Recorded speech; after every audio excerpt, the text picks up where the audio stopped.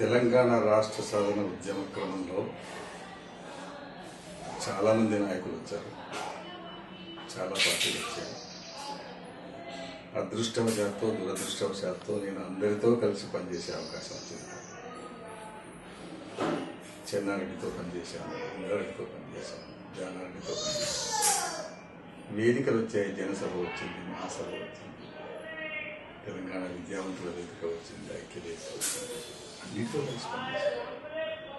చివరకు 2001లో తెలంగాణ రాష్ట్ర స్థాపనతో చంద్రశేఖరరావు గారు రంగప్రవేశం చేశారు. గత అనుభవాలకు చంద్రశేఖరరావు గారు రంగప్రవేశం చేసిన తర్వాత కలిగిన అనుభవాలకు వ్యత్యాసం ఏంటంటే,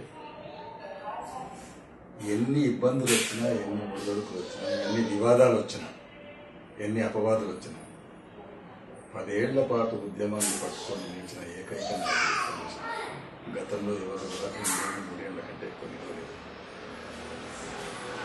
చంద్రశేఖరరావు గారి నేతృత్వంలో జరిగిన ప్రధాన పరిణామాలు ఏమిటంటే, తెలంగాణ సమస్యను ఆయన ముందు బాగా అధ్యయనం చేశారు. ఆ క్రమంలో నాతో చాలా కాలం, ఆయన పార్టీ పెట్టకముందు చాలా కాలం నాతో కూర్చొని చర్చించాడు. ఆయన నాతో చర్చించినప్పుడు నాకు కలిగిన, నేను చాలా ఎందుకు ప్రభావితమైన అంటే, ఆయన విషయాన్ని క్షుణ్ణంగా అన్ని కోణాలతో విమర్శనాత్మకంగా విశ్లేషణాత్మకంగా పరిశీలించడం వల్ల నేను చాలా ఇంప్రెస్ అయ్యాను ఆయనతో. తర్వాత ఆ సమస్యను ప్రజల భాషలో, ప్రజల నుడికారంలో ప్రజల్లోకి తీసుకుపోయాడు. ప్రజలను వాళ్ళ భాషలో వాళ్ళ సమస్యల గురించి ప్రభావితం చేసిన నాయకుల్లో నా దృష్టిలో ఈనాటికి చంద్రశేఖరరావు గారి ప్రథమ స్థానం ఉంటుంది. ఇకపోతే చంద్రశేఖరరావు గారి వ్యక్తిత్వంలో నేను 2 పార్శ్వాలు చూస్తాను. ఒకటి తెలంగాణ యాక్టివిస్ట్గా, రెండవది రాజకీయ నాయకుని. తెలంగాణ యాక్టివిస్ట్గా చంద్రశేఖరరావు గారిలో ఉన్నటువంటి ఆ పట్టుదల, నిబద్ధత నేను ఎవరిలో చూడలేదు. ఇక రాజకీయ నాయకుడిగా సమకాలీన రాజకీయాల్లో రాజకీయ నాయకులు ఎలా ఉండాలో అలాగే ఉన్నాడు. భిన్నంగా ఉంటే బతకలేరు.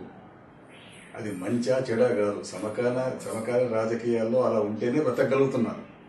కానీ ఈ రెండు పార్శ్వాలు వేరు. తెలంగాణ ఉద్యమాన్ని నడపడం లోపల, పార్టీ నిర్వహణ లోపల అప్పుడప్పుడు అంచనాలు తప్పవచ్చు, పొరపాట్లు జరగవచ్చు. కానీ సవరించుకుంటాం, అర్థం చేసుకుంటాం. ఆ క్రమంలో కొంతమంది ఏమంటున్నారంటే, చంద్రశేఖరరావు గారు ఒక్కడేనా తెలంగాణ ఉద్యమానికి నాయకులు, ఇతరులు కాదా అంటే, ఇతరులు లేరు అని అనడం లేదు. కానీ ఇక్కడ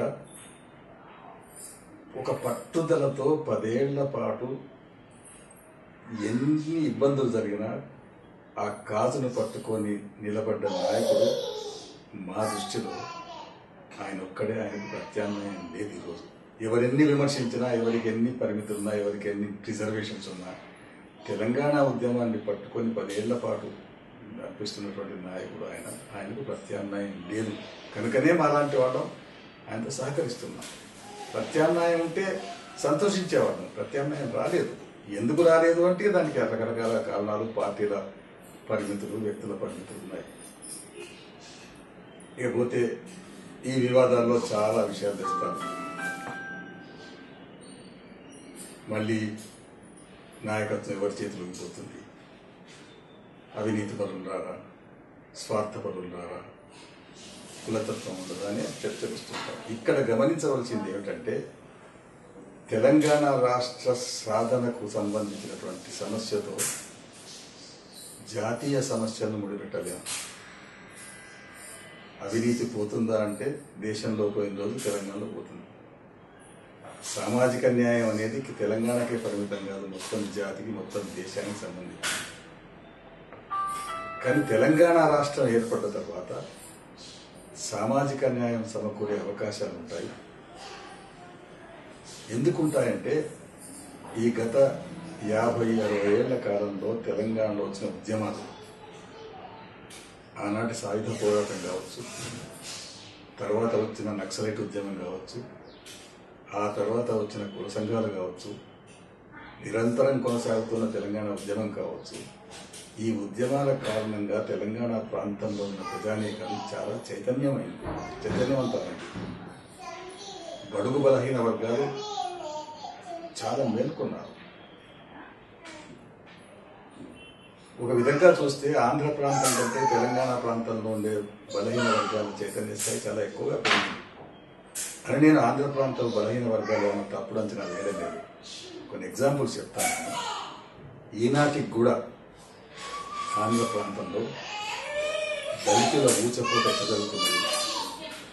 పదిరికుప్పం, కారంచేరు, వెంపేట లాంటి సంఘటనలో కూడా ఈనాటికి కూడా అక్కడి దళితులకు స్వేచ్ఛ లేదు. తెలంగాణ ప్రాంతంలో అటువంటి సంఘటన జరగలేదు, జరిగే అవకాశం లేదు. కనుకనే బలహీన వర్గాలలో చైతన్యం బాగా ఉంది. కనుక భవిష్యత్తులో తెలంగాణ రాష్ట్రం ఏర్పడిన తర్వాత ఏ వర్గాల చేతిలో రాజ్యాధికారం పోతుందంటే అది ఎవరో ఇస్తే వచ్చేది కాదు, ప్రజల చైతన్యంతో వస్తుంది. కానీ తెలంగాణ ప్రాంతంలో ఈ వర్గాల్లో వచ్చినటువంటి చైతన్య స్థాయి పెరగడం వల్ల తప్పకుండా ఈ వర్గాలకు సామాజిక న్యాయం జరుగుతుంది. సామాజిక న్యాయం జరగాలి అంటే ఆంధ్రప్రదేశ్లో సాధ్యం కాదు. సామాజిక న్యాయం జరగాలంటే తెలంగాణ రాష్ట్రంలోనే సాధ్యం అవుతుందనేది ఒక వాస్తవాన్ని గమనించాలి. కనుక ఏ నాయకులు ఇప్పుడు ఉన్నారు అనేది తాత్కాలికం. అవినీతి పోతుందా అని ఒక విచిత్రమైన ప్రశ్న వేస్తుంటారు. మళ్ళీ అవినీతి పనులే రారా అంటే నేను అప్పుడప్పుడు కాస్త చమత్కరించి చెప్తుంటాను. అవినీతికి వ్యతిరేక పోరాటం జాతీయ స్థాయిలో జరుగుతుంది, ప్రాంతీయ స్థాయిలో మాత్రమే జరగదు. తెలంగాణ వచ్చిన తర్వాత కూడా అవినీతి ఉండదు అనడం లేదు. అయితే మరి తెలంగాణ ఎందుకని కొందరు ప్రశ్నిస్తే ఏమంటారంటే, ఇప్పుడు ఉమ్మడి రాష్ట్రంలో రాజకీయ నాయకులు తినంగా మిగిలింది రాజమండ్రికి పోతుంది, తెలంగాణ వచ్చిన తర్వాత వరంగల్కి వస్తుంది అని చమత్కరించి చెప్తున్నా. అర్థం ఏంటంటే మన వనరులు నదీ జలాలు కావచ్చు, బొగ్గు కావచ్చు, అటవీ సంపద కావచ్చు, ఆదాయం కావచ్చు, ఉద్యోగం కావచ్చు, మనది మనం వాడుకునే అధికారం మన చేతిలో ఉంటుంది. ఈరోజు ఏం చేయాల్సి వస్తుంది? యాచించవలసి వస్తున్నది. మా నీళ్లు మాకు ఇవ్వండి, మా పైసలు మాకు ఇవ్వండి, మా ఉద్యోగాలను బతిమలాడి యాచించవలసి వస్తుంది. ఈ యాచించే దశ నుంచి శాసించే దశకు రావాలి. శాసించడం అంటే మనకు వాటిపైన అధికారం రావాలి. అధికారం రావాలంటే మనకు స్వయం పాలన కావాలి, స్వయం ప్రతిపత్తి కావాలి. ఆ రాజ్యాధికారం వచ్చిన రోజే, మనను మనం పాలించుకునే అధికారం వచ్చిన రోజే మన వనరుల పైన మనకు అధికారం వస్తుంది. అప్పుడు అభివృద్ధి చెందుతాం.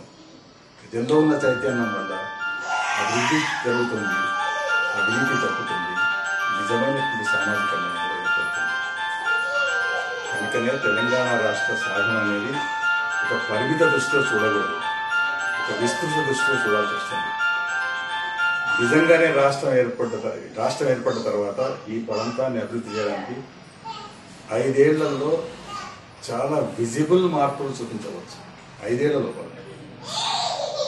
10 ఏళ్లలో దేశంలోనే అత్యంత సంపన్నమైన రాష్ట్రంగా తీర్చిదిద్దవచ్చు. ఎందుకు కారణం ఏమిటి? అనుకున్న వనరులు. తెలంగాణ ప్రాంతం కృష్ణా గోదావరి దక్షిణ భారతదేశంలో ఉన్న 2 పెద్ద నదుల మధ్య ఉంది. It is sandwich between 2 major reverse of south India. ఈ నదుల్లో వచ్చే నీటి మనకు న్యాయబద్ధంగా వచ్చే వాటాను, అన్యాయంగా కాదు, న్యాయబద్ధంగా వచ్చే వాటాను మనం వాడుకుంటే తెలంగాణ ప్రాంతంలో ప్రతి ఎకరానికి నీళ్ళు అందుతాయి, సాగునీరు అందుతుంది, ప్రతి గ్రామానికి తాగునీరు అందుతుంది. ఇక్కడ ఉన్నటువంటి బొగ్గుతో, ఇక్కడ ఉన్నటువంటి ఖనిజ సంపదతో పారిశ్రామిక అభివృద్ధి జరుగుతుంది. ఇక్కడ ఉన్న ఉద్యోగ అవకాశాలు ఇక్కడ యువతకు వస్తే నిరుద్యోగ సమస్య పోతుంది, శాంతియుత వాతావరణం ఏర్పడుతుంది. ఈరోజు ఏముంది? ఇక్కడ తెలంగాణ ఉద్యమాన్ని అణిచివేసే ఉద్దేశంతో అనేక మిషన్లు చూపిస్తున్నారు. నక్సలైట్ల పేరు తీసుకొస్తారు. నక్సలైట్ ఉద్యమం ఎందుకు వచ్చింది తెలంగాణలో? తెలంగాణ ప్రాంతాన్ని బలవంతంగా ఆంధ్ర ప్రాంతంలో కలపడం వల్ల, ఆంధ్రప్రదేశ్ ఏర్పడిన తర్వాత తెలంగాణ దోపిడీకి గురి కావడం వల్ల నక్సలైట్కి మంచి క్షేత్రం ఏర్పడింది. ఒకవేళ వేరే రాష్ట్రంగా ఉంటే అభివృద్ధి జరిగేది, బహుశా నక్సలైట్ ఇక్కడ అంత పని ఉండేది కాదు.